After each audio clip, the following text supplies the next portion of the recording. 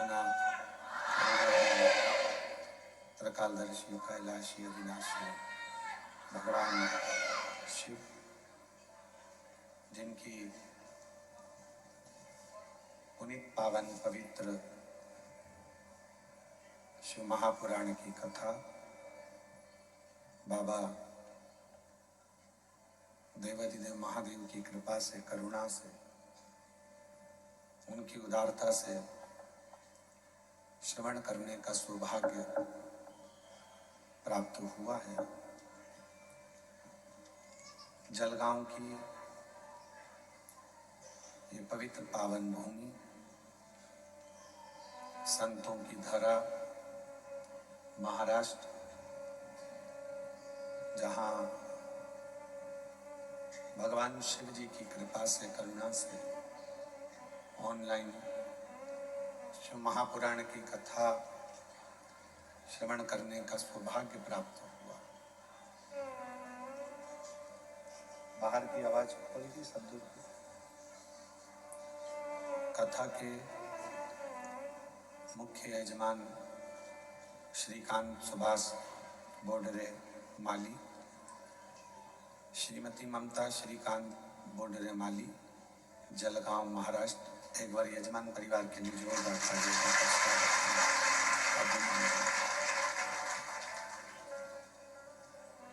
बाबा देवाधिदेव महादेव की ये पवित्र कथा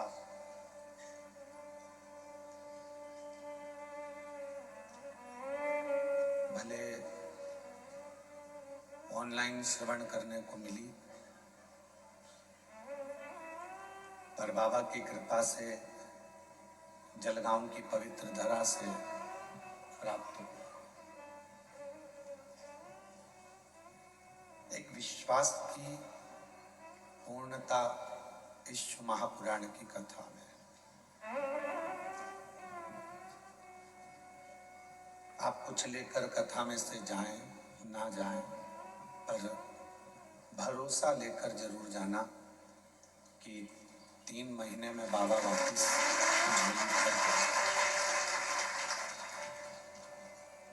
और जिसके भीतर विश्वास होता है, भरोसा होता है, दृढ़ता होती है, फिर वो अपनी जिंदगी को सार्थक कर लेता है। 3 चीजें हैं। पहले नंबर पर है नसीब, दूसरे नंबर पर बदनसीब और तीसरे नंबर पर खुश नसीब।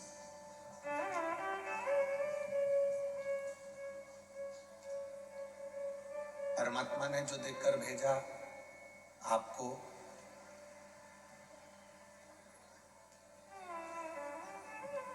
जो भी परमात्मा ने आपको दिया वो आपका नसीब है।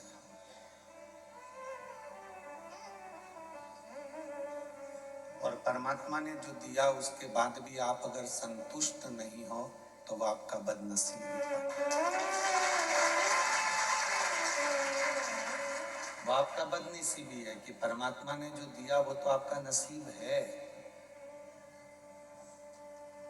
पर जो मिला उससे भी हम खुश नहीं हैं तो ये आपकी बदनसीबी है। जो मिला उसमें संतुष्टि है तो समझ लो आप खुश नसीब हो। परमात्मा ने आपको आज दुनिया के लोगों की सबसे बड़ी तकलीफ एक है कि जितना है उसमें संतुष्टि नहीं।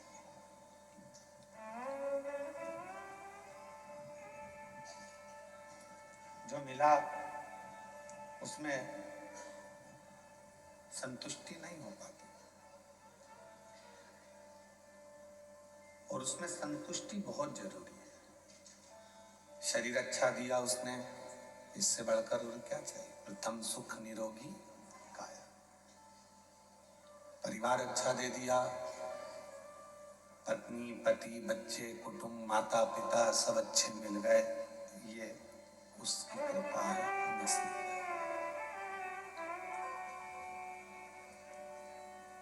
मान लो 7 दिन में से अगर एक दिन भी आप कथा के पंडाल तक पहुंच गए तो ये आपकी खुशनसीबी है।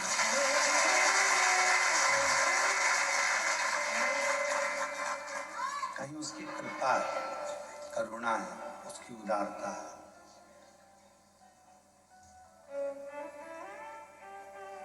कभी रोज आपको कथा में कहा कि कभी अपनी किस्मत का रोना मत रो।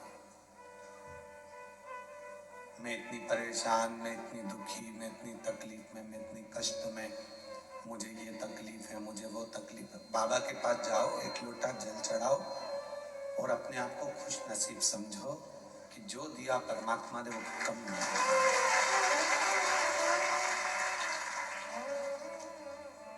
आप और हम यदि अपनी नसीब का ही रोना रोते रहेंगे तो हम आगे कभी नहीं बढ़ पाएंगे, उन्नति की सीढ़ी पर नहीं चढ़ पाएंगे। और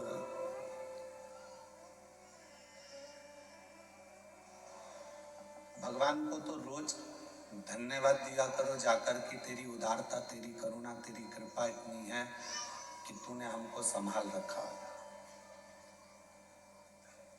इस कलिकाल में, घोर कलयुग में कितने बड़े बड़े उपद्रव मच रहे हैं। कहीं दंगा हो रहा तो कहीं पर कुछ हो रहा तो कहीं लोग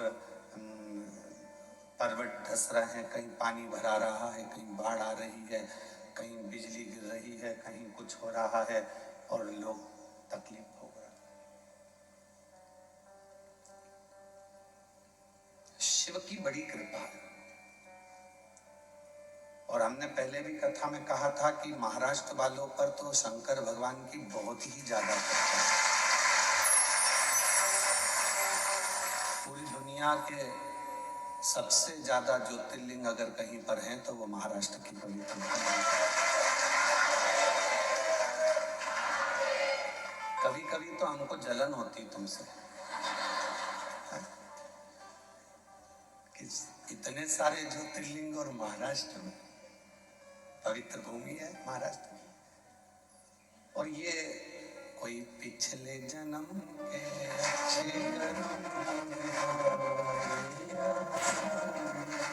कोई पिछले जन्म के अच्छे बाबा,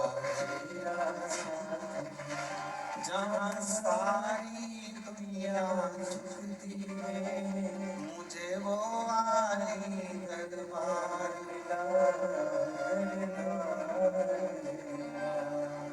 कोई पिछले जन्म के अच्छे कोई पिछले जन्म के अच्छे कोई पूर्व का अच्छा क्रम होगा, कोई पूर्व का कोई हमने पुण्य करा होगा, भजन करा होगा, संकीर्तन करा होगा, और हमसे ज्यादा आप लोगों ने करा होगा, इसलिए महाराष्ट्र की पवित्र भूमि पर आपका जन्म हो गया। इसीलिए शायद इसी महाराष्ट्र की पवित्र भूमि पर जन्मी मां अहिल्याबाई होलकर, जिन्होंने संपूर्ण विश्व के शिवालयों का निर्माण करवा दिया। ये पुण्यता है। कहा जाता है कि भगवान शंकर को यदि एक लोटा जल चढ़ा रहे हो, शिव जी के मंदिर जा रहे हो, शंकर मंदिर में सफाई कर रहे हो, आराधना कर रहे हो, साधना कर रहे हो, तो उसका पुण्य खाली नहीं जाता। शिव जी के मंदिर का यदि निर्माण कराया है, तुमने उसका मंदिर बनवाया है, 4 कालम अगर आपने शंकर के मंदिर के खड़े भी कर उस पर छत डाल दी है, तो समझ लेना कि आपको ना जाने कितनी मंजिल ऊपर चढ़ा देगा, वो कितना वैभव दे देगा जो आप समझ नहीं।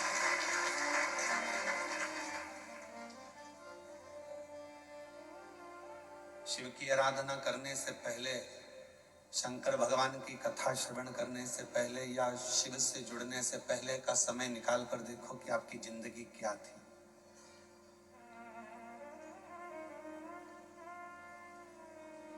और आज शिव को मानने के बाद, भगवान शंकर का पूजन करने के बाद, शिव की आराधना करने के बाद आपकी जिंदगी क्या है? रावण को जब सोने की लंका दे सकता है, सर्वस्व सुख राजा श्वेत को दे सकता है, दुनिया की हर दौलत संपदा वो अपने पास में ना रखकर दुनिया को दे सकता है, तो फिर आप तो एक लोटा जल लेकर उसके मंदिर जा रहे हो, साधना करने जा रहे हो, तो वो क्या आपको नहीं देगा?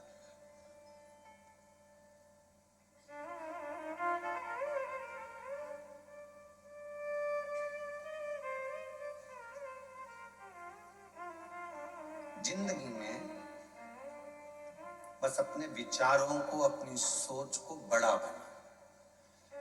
आज के बेटे, आज की बेटियां अपनी सोच को बड़ा नहीं बना पाती।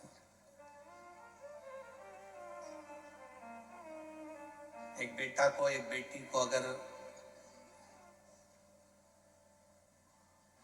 थोड़ा पैसा दे दिया जाए और कहा जाए कि इसको ले जाओ, ये तुम्हारे लिए है, तुम्हें जैसा यूज करना करो, सबसे पहले वो बाजार जाएगा और गाड़ी खरीदेगा, एक अच्छा मोबाइल खरीदेगा, कपड़े खरीदेगा और आ जाएगा। वही पैसा घर के पिता को दिया जाए कि इसको तुम्हें यूज करना है, तो वो सबसे पहले प्लाट खरीदेगा, मकान खरीदेगा, दुकान खरीदेगा, प्रॉपर्टी खरीदेगा। दोनों में अंतर है।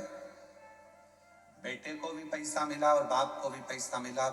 बेटे ने गाड़ी खरीदी, मोबाइल खरीदा, कपड़े खरीदे, घड़ी खरीदी। अब तुमने मोबाइल खरीदा 1.5 लाख रुपए का, लेकर आने के बाद वो 1.5 लाख में वापस बिक जाएगा क्या? बोलो, जम के बोलो। नहीं। गाड़ी तुमने शोरूम से खरीद कर बाहर लेकर आए 5 लाख की, 7 लाख की, क्या वो 7 लाख में वापस बिक जाएगी क्या? नहीं। कपड़े तुमने शोरूम से खरीदे 5,000 रुपए के, क्या वो कपड़े वापस 5,000 में बिक जाएंगे क्या? नहीं। घड़ी तुमने खरीदी 10,000 की, क्या वो घड़ी वापस 10,000 में बिक जाएगी क्या? नहीं। पर तुमने जो खरीदा वो नीचे गिरता चले गया, पर बाप ने जो खरीदा वो प्रॉपर्टी, वो प्लाट, वो मकान दोनों की सोच अलग है। आज की सोच केवल गाड़ी, मोबाइल और फ्लैट तक है। आज के नवयुवक बेटा बेटी, आज की बहुओं की, आज के बेटों की सोच केवल गाड़ी, मोबाइल और फ्लैट, इसके सिवा उसकी सोच आगे जा नहीं रही। पर पुराने लोगों की जो सोच होती थी, वो जमीन खरीदते थे, वो प्लाट खरीदते थे, वो मकान बनाते थे, जायदाद बनाते थे, जिससे हमारी आने वाली पीढ़ी इसका भोग कर सके। और जब दुख आए, जब तकलीफ आए, जब कष्ट आए, तो वो मकान, वो प्लाट, वो जमीन, वो जायदाद का। दोनों की सोच अलग है। हम कहेंगे ऐसा नहीं है कि आप गाड़ी ना खरीदें, आप मोबाइल ना खरीदें, आप कपड़े ना खरीदें, खूब अच्छे खरीदो, तुम्हारी कैपेसिटी जितनी है, आपको हम मना नहीं करेंगे, खूब एंजॉय करो, पर साथ में आने वाला समय कैसा है उसके लिए थोड़ा साध कर अपनी जिंदगी को चलो, क्योंकि जीवन बड़ा बहुत विचित्र है, बहुत। कई लोग कहते हैं गुरुजी आप भगवान से कभी कुछ नहीं मांगते, हम कहते मांगते, हम भी मांगते हैं। क्या मांगते हो? बस यही मांगते हैं कि जो शिव महापुराण की कथा में आए उसकी झोली खाली ना रह जाए।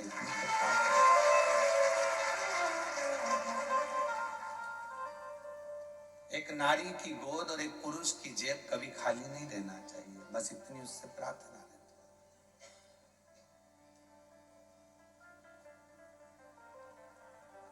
अपने लिए तो कहा जब हम जगत के लिए मांगेंगे तो अपने लिए तो खुद दे देगा। हम अपने लिए जोड़ते हैं तो जगत का छूट जाता है।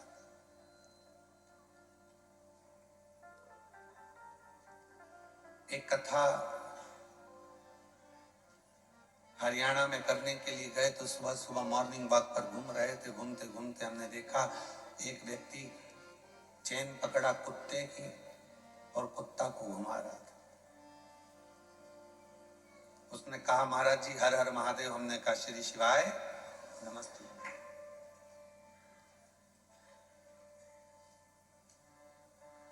व्यक्ति बोला और महाराज जी आप कैसे हैं? हमने कहा बहुत बढ़िया। हमने कहा तुम कैसे हो? हमने कहा, वो कहा बस आशीर्वाद है, कृपा है।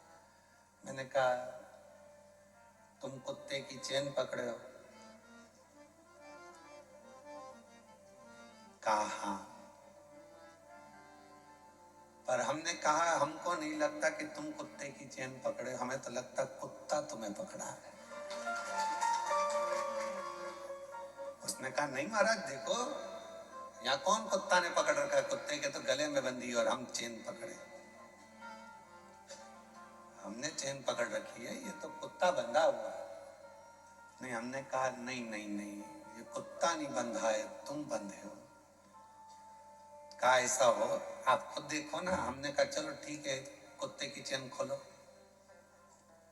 खोलो अभी के अभी। और जो कुत्ते की चेन खोली कुत्ता भागा तो वो उसके पीछे भागा। पकड़ के कुत्ते को लेकर आया, वापिस चेन में बांधा। हमने कहा अब बताओ कौन बंधा था? तुम्हारे पीछे कुत्ता नहीं भाग रहा, तुम कुत्ते के पीछे भागो। हमने कहा कुत्ते जैसी समझदारी और कुत्ते जैसा त्याग और कुत्ते जैसा मोह से त्याग किसी के पास नहीं होगा, चाहे वो बड़े से बड़ा कोई भी हो। कुत्ते जैसा त्याग किसी के पास नहीं है। 1 करोड़ की भी गाड़ी खड़ी हो तो बाथरूम करके चला जाता है। आसक्ति नहीं है उस कुत्ते को उस गाड़ी के प्रति की 1 करोड़ की है, छोड़ो चलो, आसक्ति नहीं है उसका। कुत्ते जैसी आसक्ति अर्थात कुत्ते जैसा त्याग तो कोई नहीं कर सकता। कोई 1 करोड़ की गाड़ी भी देखता नहीं है। और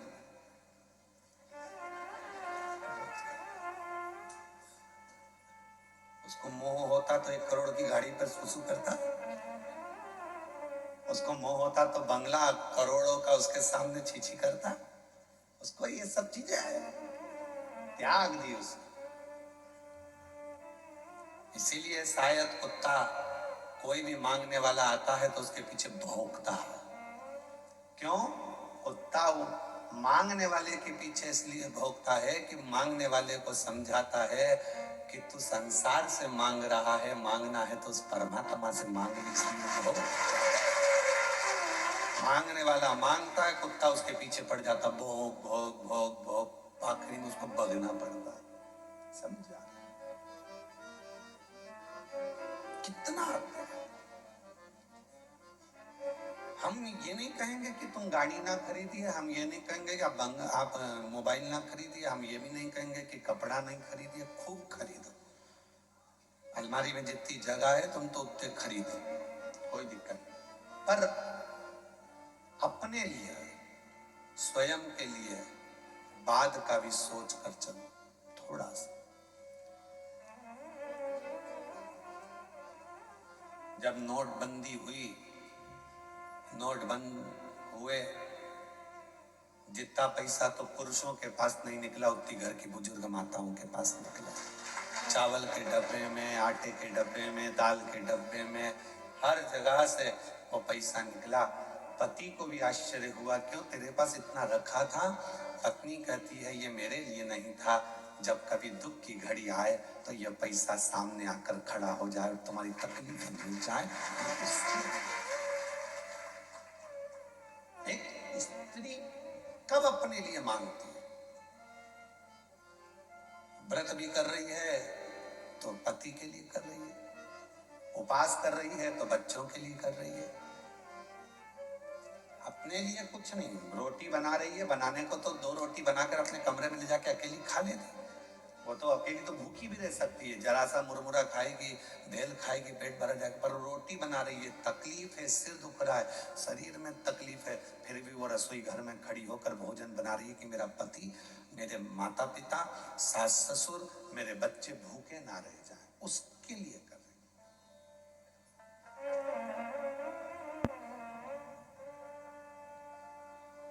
पर आज की सोच बड़ी विचित्र है। आज व्यक्ति वो सोच कर नहीं चल रहा। आज का व्यक्ति तो ये सोचता है कि बस मेरे को अभी की जिंदगी जी लेना है, बाद की जिंदगी पर ध्यान नहीं देना है, और फिर बाद में फिर वो दुख, वो तकलीफ, वो कष्ट व्यक्ति के सम्मुख में आकर खड़ा हो जाए।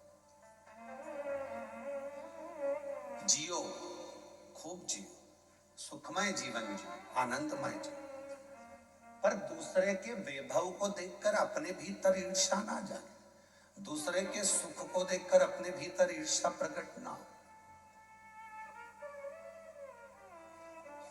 किसी शिव मंदिर जाने वाला व्यक्ति का अगर मुख का दर्शन करो तो भगवान से प्रार्थना करना कि ऐसी कृपा मुझ पर भी करना कि मैं तेरे दरवाजे पर रोज आकर एक लोटा जल चढ़ा सकूं। ये तेरी कृपा है। और आता है, अभिमान किसको नहीं आता। संसार सागर में जन्म लिया है तो थोड़ी अभिमतता, थोड़ा अहम व्यक्ति की जिंदगी में जरूर आए, इससे कोई नहीं छूटा। देवऋषि नारद स्वयं अभिमत्ता में भूल गए थे, वो तो संत थे, तो भी भगवान के सामने जाकर कह दिया कि मैंने कामदेव को जीत लिया, आपने कामदेव को नहीं जीता। नारद जी को कौन समझाए कि एक उंगली हम जब किसी पर उठाते हैं तो ये 3 उंगली हमारी ओर जाती है कि तुम अपने अंदर झांक कर देखो। उस पर एक उंगली उठी है, पर ये 3 उंगली तो अपनी ओर ही जा रही है ना। उसमें एक गलती है, पर हम में तो 3 गलतियां हैं ना। इसलिए देवऋषि नारद ये समझ नहीं पा रहे थे कि मैं अभिमत्ता मेरे भीतर समाहित हो गई, मेरे भीतर अहंकार समाहित हो गया।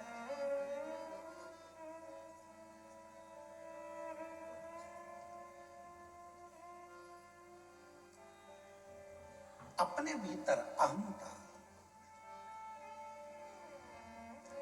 श्रेष्ठता नहीं देता। और ये अहंता केवल आप संसार के जीवों पर ही नहीं, स्वयं भगवान शंकर के ससुर हिमालय राज के मन में भी एक बार भाव उत्पन्न हो गया था। हिमालय राज के मन में भी भाव आया था कि पार्वती जी की माता मैनावती ने कहा कि पार्वती जी को विवाह करे, बहुत दिन हो गए देखा नहीं है पार्वती जी को, चलो कहीं पार्वती से मिलकर आते हैं, एक बार चलते हैं, चलो तो सर।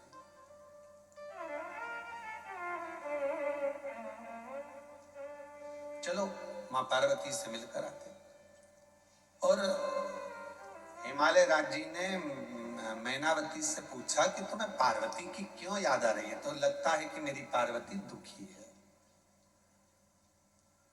लगता है मेरी पार्वती को कोई तकलीफ है। मैनावती ने, तो हिमालय राज जी के मन में आया हो सकता है कि दुख हो, क्योंकि अपना तो इतना वैभव था हिमालय राज जी कहते हैं, पर मैनावती पार्वती जिन शिव जी के साथ बिहाई है वो तो कैलाश पर रहते हैं, उनके घर में तो कुछ होगा। मेरी जीजियों, मेरे जीजाओं, मेरी बेटियों बेटाओं, मेरी बुजुर्ग माता पिता, ध्यान रखना,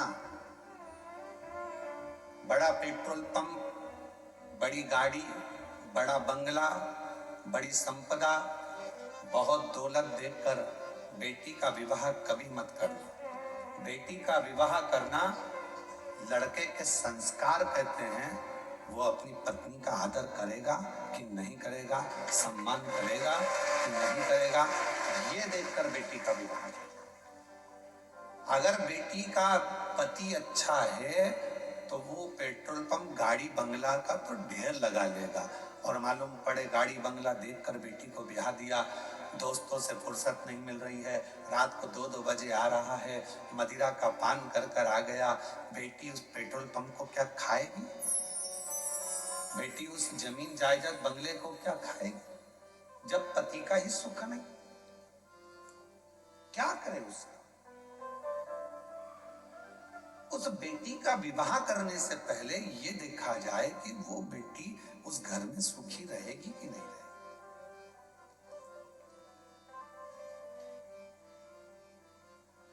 और कई बार हमने देखा है कि बेटी का भाग्य भी होना चाहिए महाराज।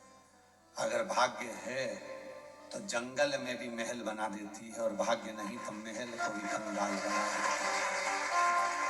कभी कभी कोई कोई लड़की का चरण ऐसा होता है कि वो विवाह कर आती है, कुछ नहीं था तो भी उसने गाड़ी बंगला सब बनवा दिया। और कोई कोई ऐसी होती है बंगला गाड़ी के महल में आती है, पर उसके आने के बाद घाटा घाटा घाटा घाटा, आखिरी में दुख झेलना पड़ता। जनक जी ने विचार करा था क्या सीता जी बन जाएंगी 14 वर्ष के लिए? अवध के राजा हैं, अयोध्या के नरेश हैं, राघव जी रघुनाथ जी, उनके पास में कितना वैभव है। मेरी बेटी राज्य करेगी, राज्य। जब स्वयंवर रचा तो भूपतियों को, सारे सारे राजाओं को बुलाया गया था, किसी ऐसे व्यक्ति को नहीं बुलाया गया था जिसके पास में धन या वैभव नहीं था। सब भूपति आए थे, पर भूपति भाग्य में जो लिखा हुआ है उसको कोई टाल नहीं सका है।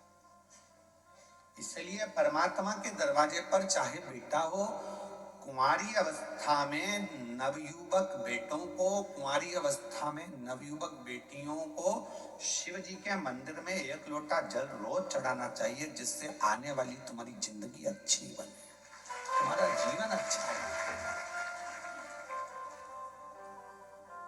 नवयुवक बेटे भी भगवान को जल चढ़ाएं, नवयुवक बेटियां भी भगवान को जल चढ़ाएं। एजुकेशन करें, पढ़ाई करें, अच्छा कॉलेज ज्वाइन करें, अच्छी कोचिंग करें, अच्छा माता पिता का नाम रोशन करें, और जब विवाह का समय आए तो अपने माँ बाप को कन्यादान का मौका भी दें। ये कृपा आपके ऊपर है।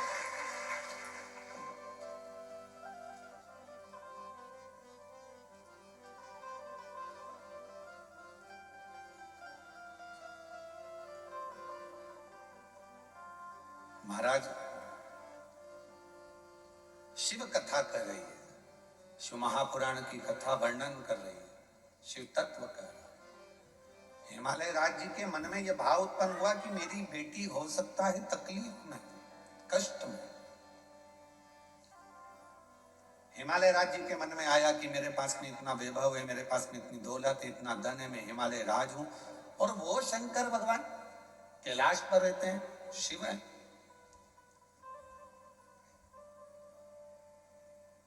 शिव है।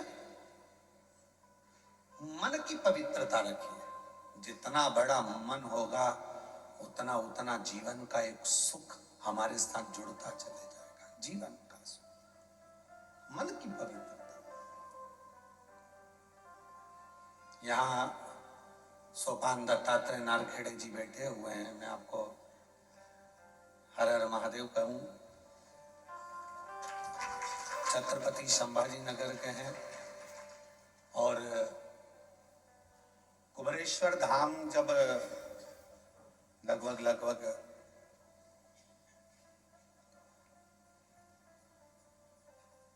18, 19, 20 साल पहले का प्रसंग होगा।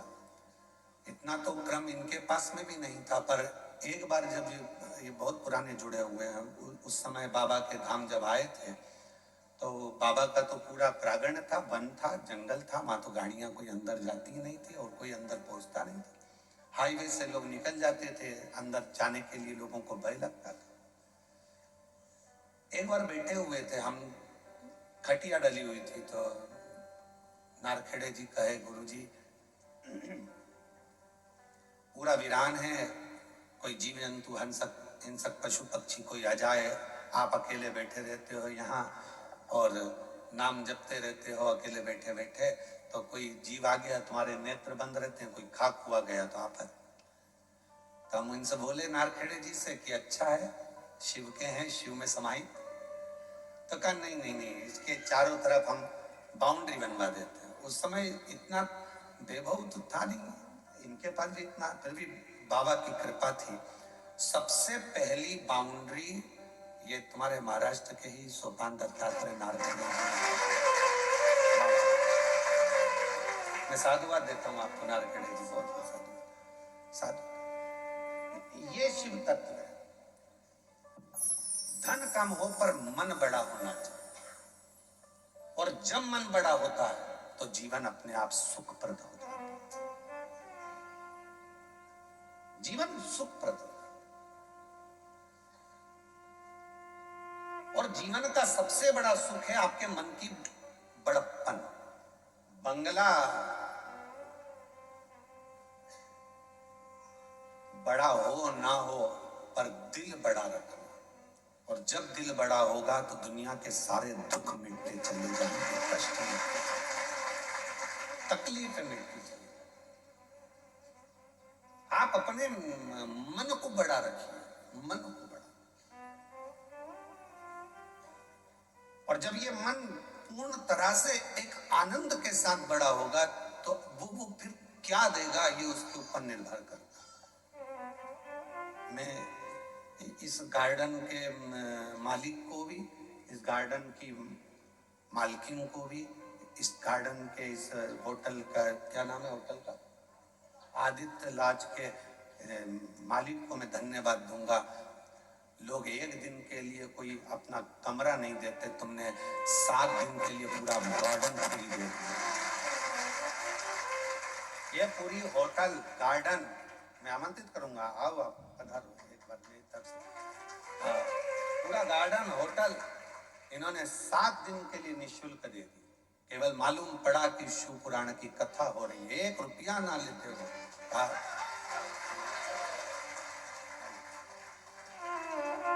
शिव शिव शंकर इसको कहते हैं मन का बड़प्पन होना चाहिए, मन का बड़ा होना चाहिए। धन से नहीं, दिल से जब बड़प्पन होती है, मन का व्यक्ति जब बड़ा होता है तो जीवन की सार्थकता अपने आप सिद्ध होती है।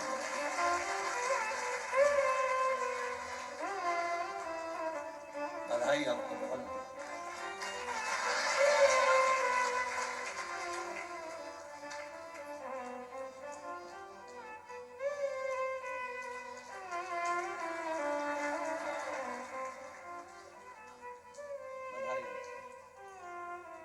आज इतने शिव भक्तों के चरण इस गार्डन में पड़े, इतने शिव भक्तों ने कथा का रसतत्व ग्रहण किया, कितनी बड़ी कृपा है। मैं नारखड़े जी आपको भी बुलाऊं, एक माला।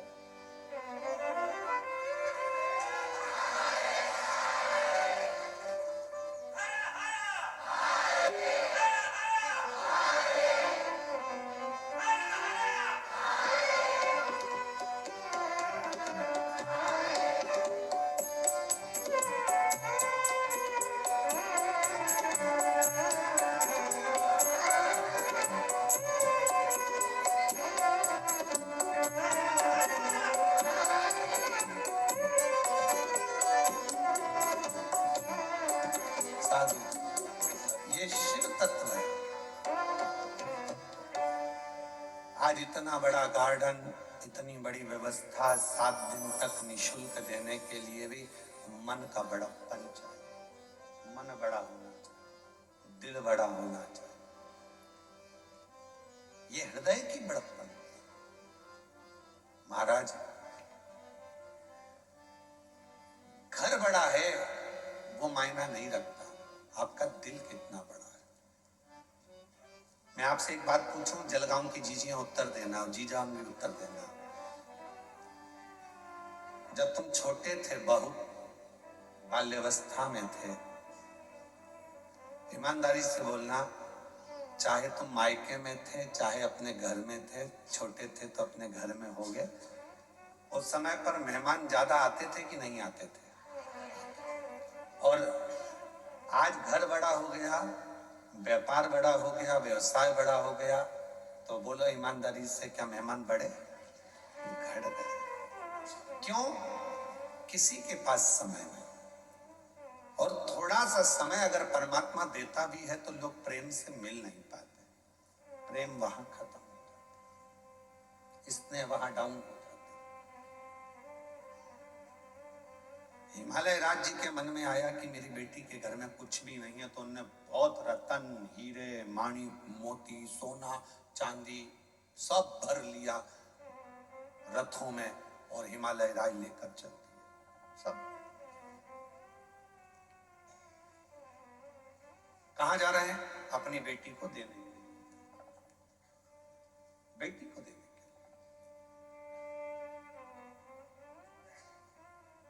चलते चलते काशी प्रदेश में पहुंच गए और काशी प्रदेश में पहुंचे तो वहां उन्होंने देखा कि इतना, ये कौन सा प्रदेश है, ये कौन सा जगह है, इतना इतना वैभव, जहां खंबे भी रत्नों से जड़े हुए हैं, माणिक मोती प्रकाश हीरा रतन सब भरा पड़ा हुआ है। ये कौन सा क्षेत्र है, कौन सा?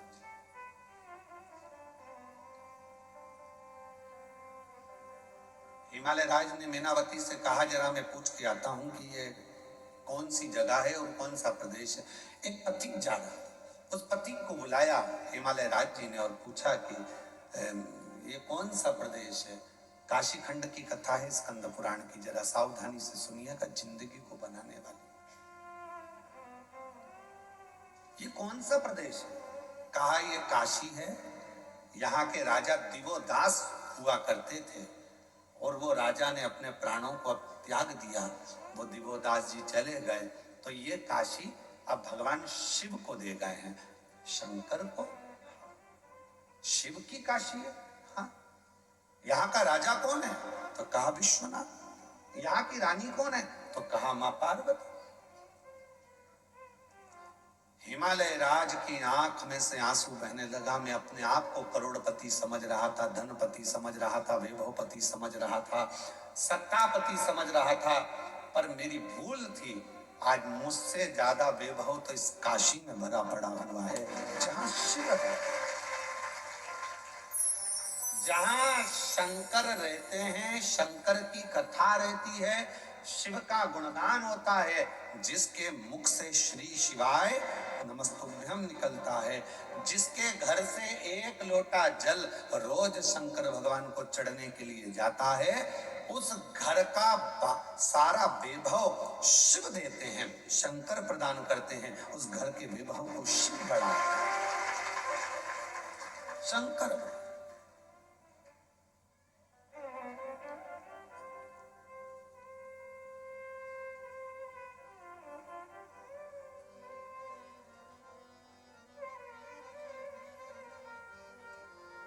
घर का वैभव कौन बढ़ा रहा है? शिव।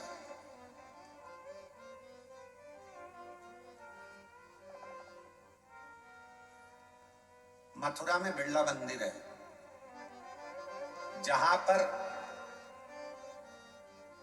बिरला ग्रुप का कोई कार्य है, वहां पर बिरला मंदिर जरूर बना और मंदिर का काम नित्य चलता रहता है। आपने देखा होगा, कहीं ना कहीं तो गए ही हो गया आप लोग, बिरला मंदिर का दर्शन किया, सब जगह, गया में भी है, हर जगह पर बनाया हुआ है।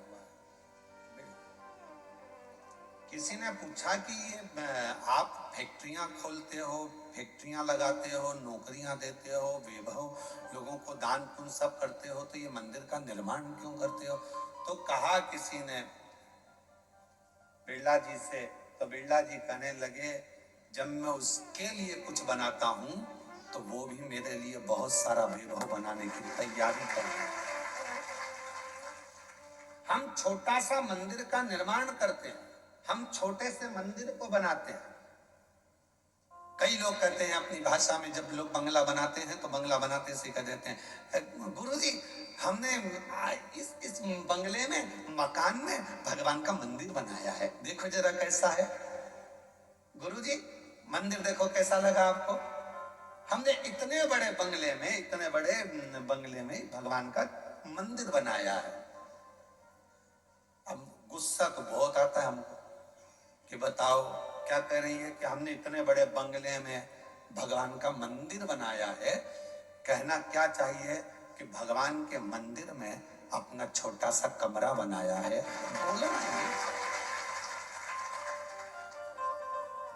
बोलना क्या चाहिए कि ये बंगला मेरा नहीं है, ये गाड़ी मेरी नहीं है। फिर वही वाली बात आ गई, मेरा बंगला।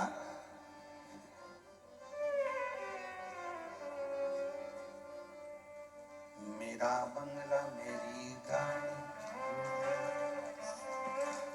सब कुछ तेरो सरकार, मेरा कुछ नहीं, सब कुछ तेरो सरकार, मेरा कुछ नहीं। जितना वैभव है, जितनी गाड़ी है, जितना बंगला है, जितनी दौलत है, संपदा है, आपके घर में भी जो फ्रिज है, गाड़ी है, बंगला है, कौन का है? वो तुम्हारा खुद का है, तुम लेकर आए थे ऊपर से, कौन देकर गया? दादाजी का है तो दादाजी के पास कहाँ से आया था? उनसे पूछो तो कहे परदादा का, परदादा जी के पास कहाँ से आया था? तो कहे उनके पिताजी ने, तो पिता उनके पिताजी से पूछ किया, उनको किसने दिया था? बुलाए थे कहीं से? तेरा ही दिया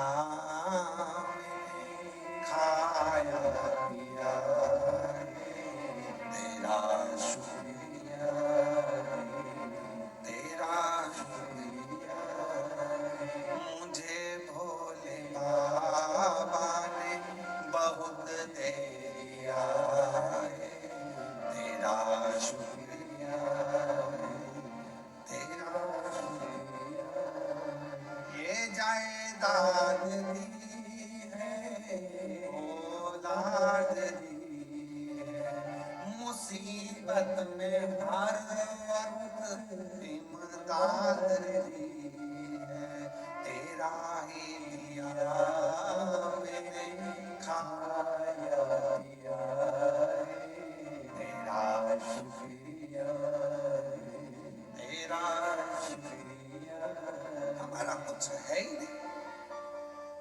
कितनी मेहनत कर रहे थे, कितना परिश्रम कर रहे थे, तब थोड़ा सा कमाते थे। वो तो जब से तुमने शंकर को पकड़ लिया, शंकर के लिए कुछ करा, तब से शंकर ने भी तुम्हारे लिए कुछ करना प्रारंभ कर दिया। अपना पूर्व का मत भूलो कि हम क्या थे, क्या हैं, और आज उसकी कृपा से हम कहां बैठे, क्या कर रहे हैं, ये उसकी उदाहरण, उसकी करुणा। किसी की सामर्थ्यता नहीं है कि कोई भगवान शिव को कुछ दे सके, दे सके। लंका का राजा रावण ने एक बार कह दिया था भगवान शंकर से, लंका के राजा रावण ने कहा, भोलेनाथ आप मेरे साथ लंका चलिए, बाबा वेदनाथ की स्थापना इसी हुई, आप मेरे साथ में लंका चलिए। शिव जी ने कहा ठीक है चल, उठा ले। शिवलिंग दे दिया भगवान ने, अपना प्रतिबिंब स्वरूप उठा ले।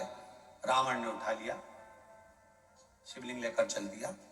चलते चलते शिवलिंग को ले जाते रावण के मन में एक बात आई, भगवान मेरी सोने की लंका में तुम्हें बड़ा मजा आएगा, बड़ा अच्छा लगेगा। किसकी लंका में?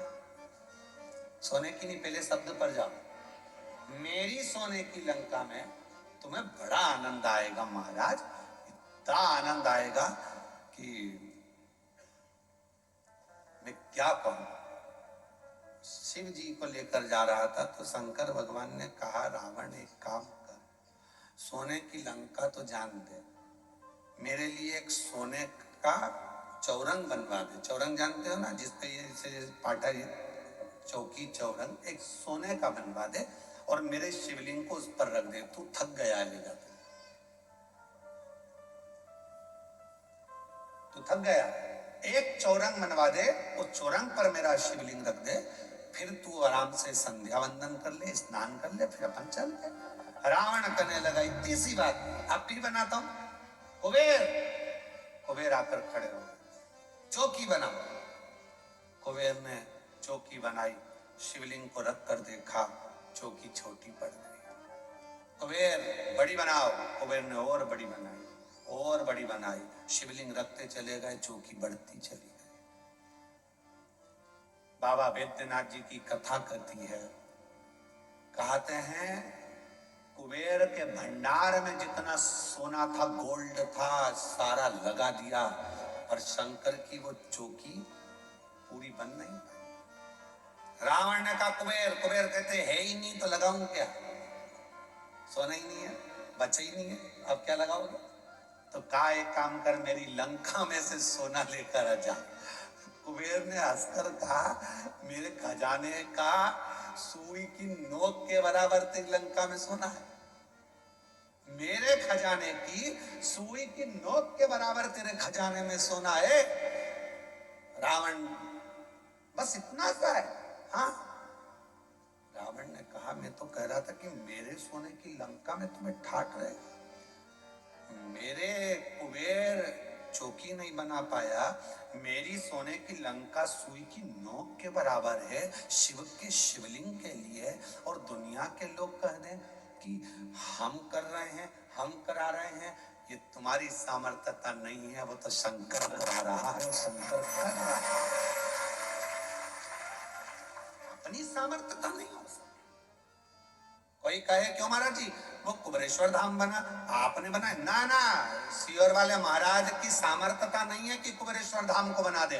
12 ज्योतिर्लिंग के मध्य का बिंदु कुबरेश्वर धाम पर अगर खड़े होकर किसी भी ज्योतिर्लिंग को आप नापेंगे, गूगल पे सर्च करेंगे कुबेरेश्वर धाम पर खड़े होकर, तो एक पॉइंट बड़ा हुआ आएगा, शून्य लगा हुआ कभी नहीं आएगा। 150 है तो 151 आएगा, कोई ज्योतिर्लिंग 180 है तो 181 आएगा, एक बड़ा हुआ आएगा, पर शून्य कुबेरेश्वर धाम पर कभी नहीं आता, क्योंकि जो कुबेरेश्वर धाम पर आता है वो शून्य नहीं रहता, एक कदम आगे बढ़कर उन्नति की ओर बढ़ता है। तो क्या हमारे सपने में आया था ये स्थान? नहीं। क्या हमारे स्वप्न में आया था ये कुबेरेश्वर स्थान? नहीं। तो फिर यहाँ कुबेरेश्वर बाबा बैठे कैसे? हम बिठाने वाले नहीं है, हमारी सामर्थ्यता नहीं है, ये तो स्वयं 12 ज्योतिर्लिंग के मध्य बिंदु में आकर कुबेर भंडारी इसलिए बैठे कि कोई 12 ज्योतिर्लिंग में नहीं जा पाएगा, बिंदु में आकर अगर कुबेरेश्वर धाम पर भी जल चढ़ा देगा तो सारे ज्योतिर्लिंगों का पुण्य फल प्राप्त होगा। कौन की सामर्थ्य? हमारी सामर्थ्य तक कि हम कुछ बना दे ना, सामर्थ्यता वहां तो केवल एक छोटा सा शिवलिंग, कभी हम मौका लगेगा ना अंदर का जो शिवलिंग है उसका दर्शन आपको कभी बनेगा तो ऑनलाइन कराएंगे, कभी योग बनेगा, जब अभी नहीं, छोटा शिवलिंग विराजमान है पाषाण की छतरी के अंदर, बस वही मूल था, उसी का स्मरण, उसी की भक्ति रखे, भजन पूजन कर लो। बट वृक्ष है 200-400 साल पुराना जो वहां पर विराजमान है, बेल वृक्ष है, वन है, कंकर शंकर है, भक्ति है, जलाशय है, जिस जलाशय का पानी आप लेते हो नल में आता है और वही नल का पानी आप शिव जी को चढ़ाते हो, वो कहीं दूसरी जगह का नहीं, जहां जलाशय उसी भूमि पर बीच में उस पर छत डलवा दी गई जिससे किसी को तकलीफ ना। जलाशय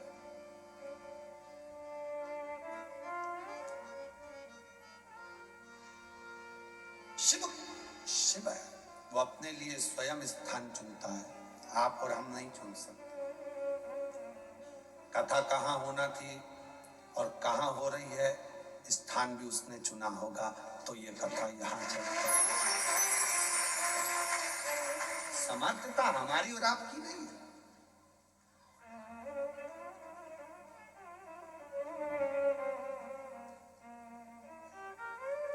और मेरे भोले तेरा सहारा है, मेरे भोले तेरा सहारा है, मेरी नैया काबू किनारा है, मेरी नैया काबू किनारा है, मेरे बाबा तुझे पुकारा है, मेरे बाबा तुझे पुकारा है, मेरी नैया काबू किनारा है, मेरी नैया काबू किनारा है। वो सामर्थ्यता वही दे, बल वही देता, कराने की सामर्थ्यता वही प्रदान करता, आपकी और हमारी कोई सामर्थ्यता नहीं, कोई। एक पत्र अच्छा है,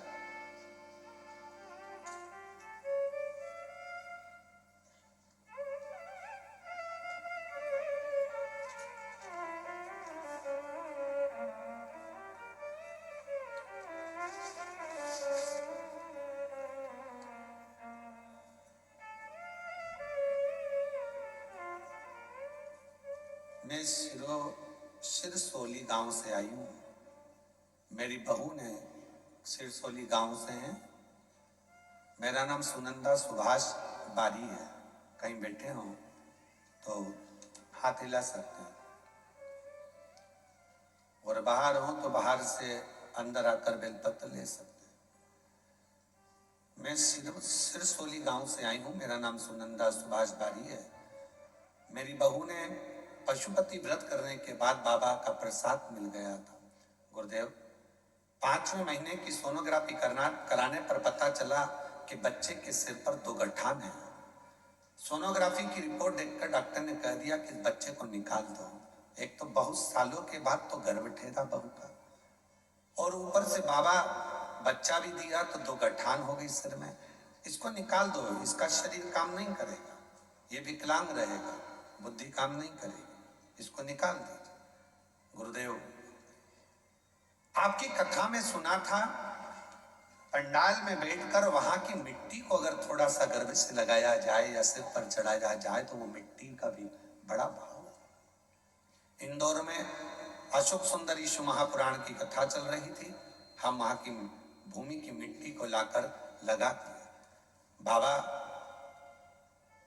रोज शिव जी के मंदिर जाती, जल चढ़ाती, बेलपत्र लाती, बहू खाती। दूसरी बार फिर जांच करवाई तो डॉक्टर ने उस समय पर भी गठान बताया। फिर मन नहीं माना। डॉक्टर तो बोल रहे थे कि बच्चा निकाल दो, पर मन गवारा नहीं था। फिर बाबा का भजन करना प्रारंभ करा। शिव मंदिर में बहू को भेजना चालू करा। बहू जाती, झाड़ू पोछा करती, गर्भ से थी, बेलपत्र चढ़ी पाती, जल पीती, और उसके 15 दिन बाद जांच कराई। पहले मैं जाती थी, पर फिर बहू को भेजा, और बहू ने 15 दिन बाद जांच कराई तो जो दोनों गठाने थी वो गल चुकी थी। बच्चा स्वस्थ।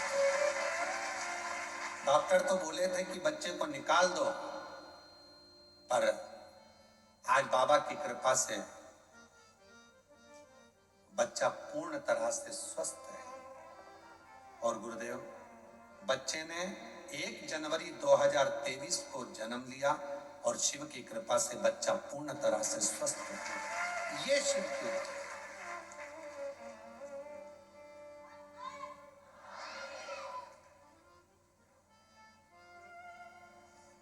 शिव आराधना किसको कहते हैं?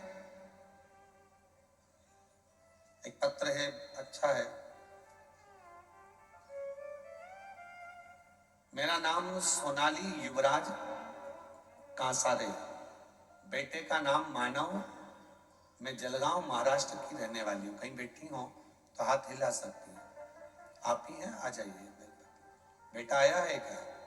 हाँ, उसको भी लिया। बेटे का नाम मानव। मेरे बेटे के पैर में 2022 में मेरे बेटे के पैर में तकलीफ हो गई थी।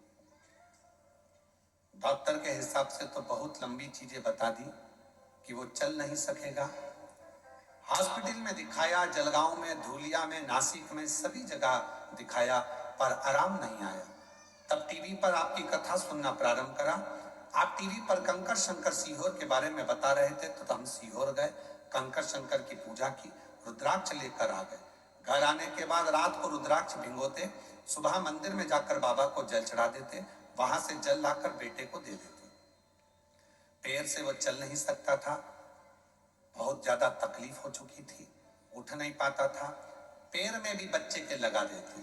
लोग मुझसे कहते कि शिव जी का चढ़ा हुआ जल बच्चे के पैर में क्यों लगाती हो, पर मेरा बेटे को वही ठीक करेंगे, ये भाव रखकर लगाती। मालेगांव में आपकी कथा हुई। लोग कहते हैं कि कथा को पंडाल में जाकर सुनो। मैंने मालेगांव में जाकर सुनी गुरुदेव, क्योंकि बेटा चल नहीं पा रहा था, पांव काम नहीं कर रहे थे। अब करूं तो करूं क्या? पूरा 1 साल 2 साल निकल गया, पर पांव ने काम नहीं करा। मालेगांव में ले गई बेटे को, पंडाल में बिठा दिया, वहां की मिट्टी रोज लगा देती। बाबा से विनय करा, बाबा मेरा बेटा यदि सही हो गया तो 5 पंडाल कथा सुनूंगी, ऐसी कृपा कर दे। शिव जी ने करुणा करी और मेरा बेटा चलने लगा। आज खुद अपने पांव से चलकर मंदिर जाता है। मैंने धूलिया, नांदुरबार, भोपाल, अकोला, उज्जैन, बरहानपुर, छत्रपति संभाजी नगर बाबा की इन सारे पंडालों में अपने बेटे को ले जा के कथा सुनवाती थी, क्योंकि चलता तो था ही नहीं, चल तो पाता ही नहीं था। बेटे को ले जाकर कथा सुनवाती थी। आज मेरा बेटा खुद मंदिर जाता है और बाबा की कृपा से वो ठीक हुआ है। एक लाइन अच्छी लिखी है, तेरी कृपा का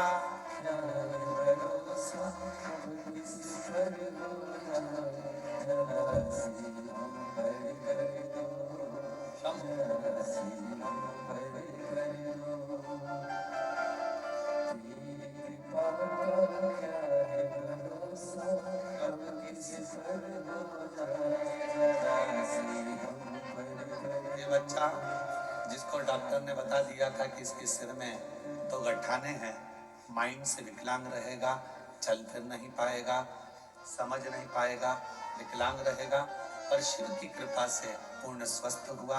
इसका नाम रुद्र रखा है इन्होंने। एक बार जोरदार ताली।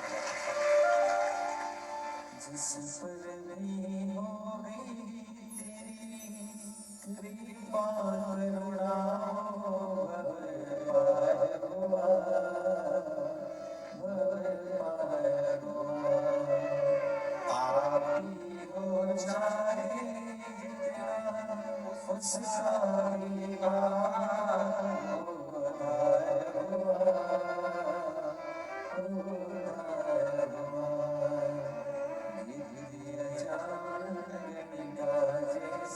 बालक जो पांव से चल नहीं पाता था, बड़ा तकलीफ था, और शिव की कृपा से आज पूर्ण तरह से स्वस्थ होकर शिव मंदिर भी जाता है, शंकर को जल भी जाता।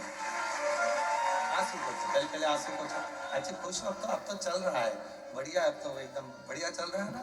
चल चल वापिस चल, हाँ ये वापिस हो जा, अब तो बढ़िया चल रहा है, रोते नहीं, खुश हो।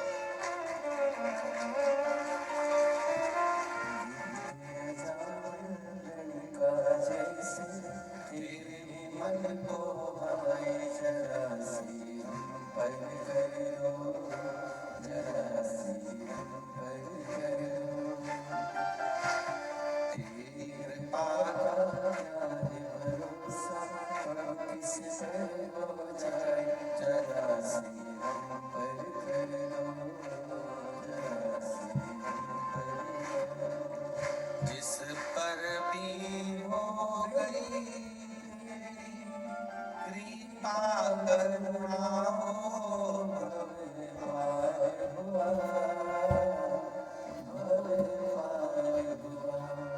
पापी हो जाए उसका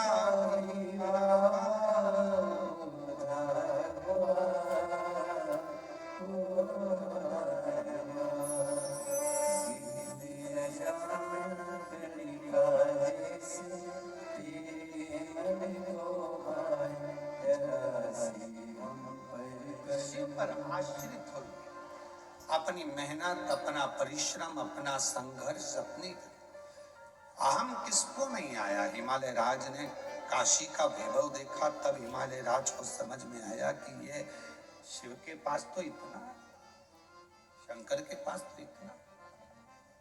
रावण का भीतर का हम पैदा हो गया था, भीतर अहंकार रावण को आ गया था कि मैं आपके बैठने के लिए सोने की चौकी बनवा सकता, चौरा।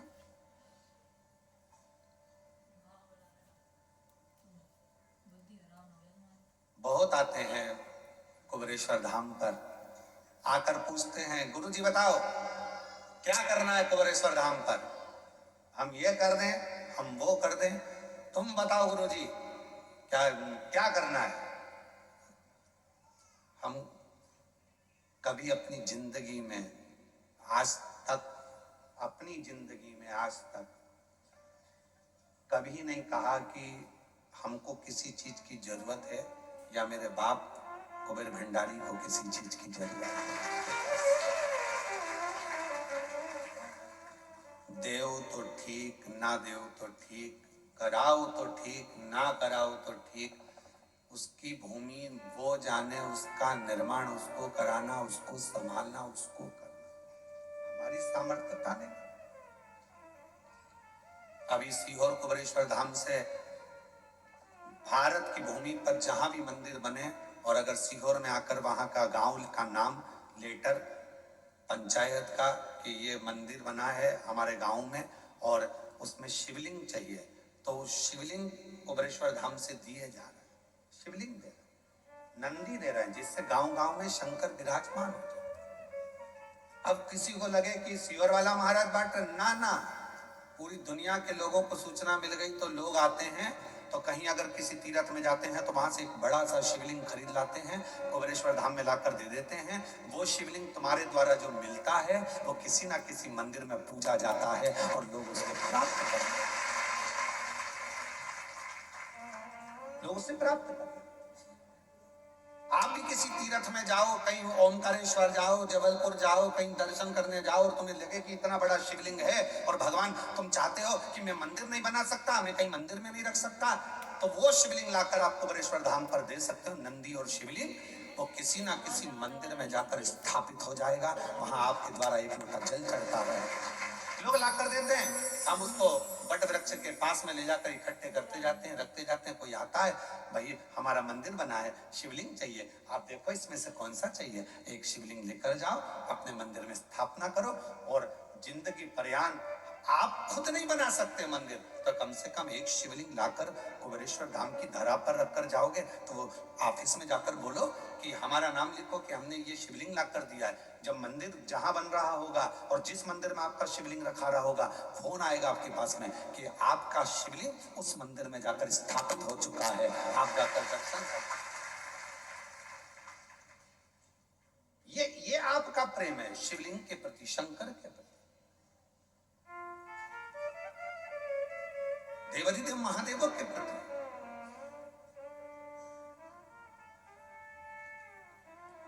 हम नहीं बना सकते बड़ा मंदिर, हम नहीं बना सकते बहुत वैभव, पर हम गिलहरी जैसा छोटा सा काम भी कर सकते। गिलहरी छोटे से लेकर बड़ा, बड़े से लेकर बड़ा शिवलिंग, आप जो आपकी सामर्थ्यता हो वैसा सीहोर कुबेरेश्वर धाम पर जब देकर जाते हैं तो आपका वो शिवलिंग किसी मंदिर में पूजा जाता, पूजा।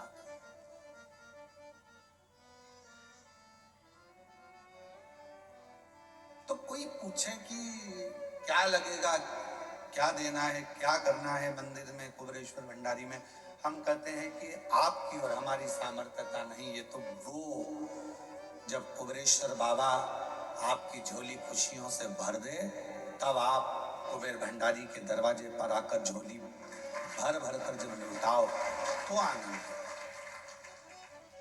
तो सुख।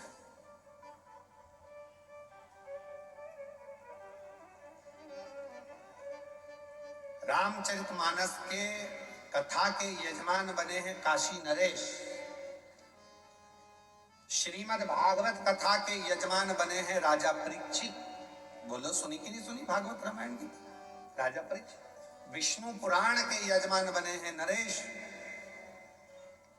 प्रत्येक पुराण का यजमान कोई ना कोई बना है, केवल एक शिव महापुराण ऐसी है जिसका यजमान कभी भी कोई साधारण व्यक्ति नहीं बन सकता।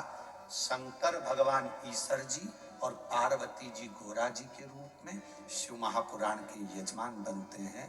जब ये यजमान परिवार जब कथा कराते हैं, लोग ऑनलाइन कथा के यजमान बनते हैं या कथा के यजमान बनते हैं, हम उनको साधुवाद देते हैं कि आप ये ना सोचना कभी कि आपने कथा कराई या हमने कराई, ना ना, ये तो शिव जी की कोई करुणा होगी जो यजमान बनाकर आपको बिठा दिया और कथा का, आपकी हमारी सामर्थ्यता नहीं हो सकती।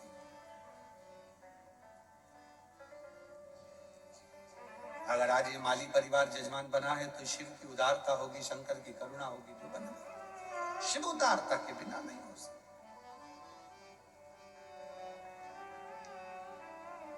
महाराज वो आता है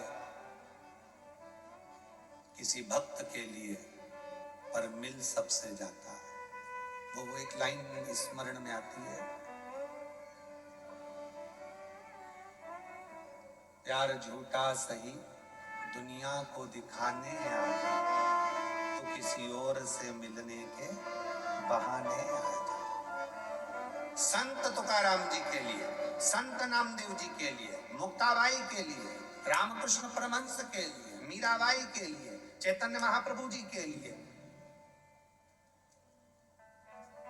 जब मेरा भगवान कर्माबाई के लिए, ये संतों के लिए जब मेरा भगवान प्रकट होता है तो केवल संतों के लिए नहीं आता, जो संसार में जन्मे हैं उन सब के लिए परमात्मा प्रकट होकर दर्शन देता है।